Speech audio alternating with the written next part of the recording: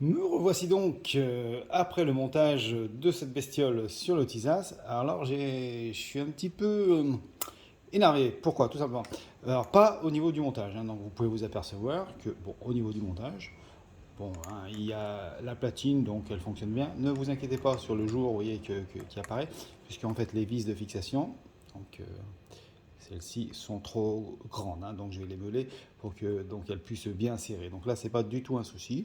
Sinon, au niveau de la gueule, sincèrement, ça ne me gêne pas. Et au niveau de la gueule, non, ça va plutôt bien. La prise de visée est plutôt sympathique. Donc je pense que l'acquisition de la cible serait bonne. Qu'est-ce que je voulais dire d'autre? Oui, sinon, au niveau donc, du qualitatif, toujours pareil. Franchement, quand vous l'avez dans la main, il y a du poids, donc je me dis, ça doit résister au choc. Par contre, petit souci, je n'arrive pas à le mettre en route. Alors, ici, donc, il faut savoir que là, vous êtes en trappe, vous voyez, c'est une trappe. Je vais peut-être vous montrer comment on fait pour l'ouvrir. Si je retrouve, voilà, le tournevis que j'ai utilisé, vous voyez, vous cherchez, clac, clac, clac. Logiquement, ça doit fonctionner. Voilà. C'est ni plus ni moins qu'une trappe. Vous ouvrez et il y a la pile qui vient. Voilà. Donc là, pas de souci. Bon, au niveau de l'étanchéité, je pense que ça doit être bon. D'ailleurs, agent, j'ai pas vraiment regardé, peu importe. Donc là, je mets en place. Il faut savoir qu'il y avait déjà une pile de livret. Celle que je vous ai montrée, c'était une pile de rechange. Donc bon, ça peut paraître bien. La date d'expiration est 2025. Donc logiquement, on devrait être bien.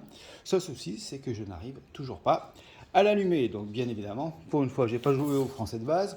J'ai pris la notice pour voir ce que ça donne. Donc ils disent appuyer sur le bouton plus ou le bouton moins pour l'allumer. Ça s'éteint automatiquement au bout de 5 minutes si on ne l'utilise pas. N'empêche que j'arrive toujours pas à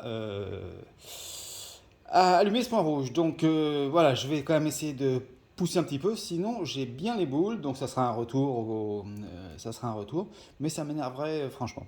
Donc on va voir ça. Et sinon, comme vous avez pu le remarquer, donc ici j'ai un autre colis.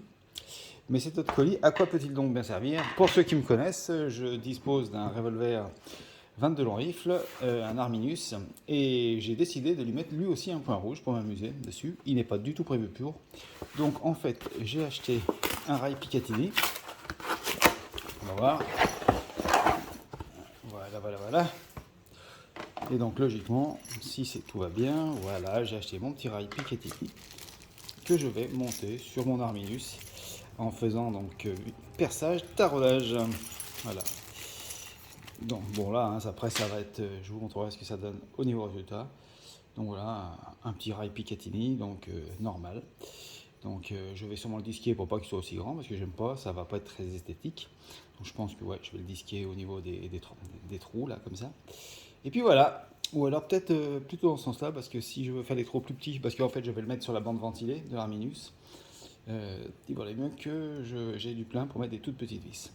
Voilà, vous avez tout vu. Maintenant, je vais essayer de résoudre le problème de ce point rouge qui ne s'allume pas. Sinon, franchement, je ne crains pas du tout son esthétique et pour moi, la prise de visée serait plutôt pas mal.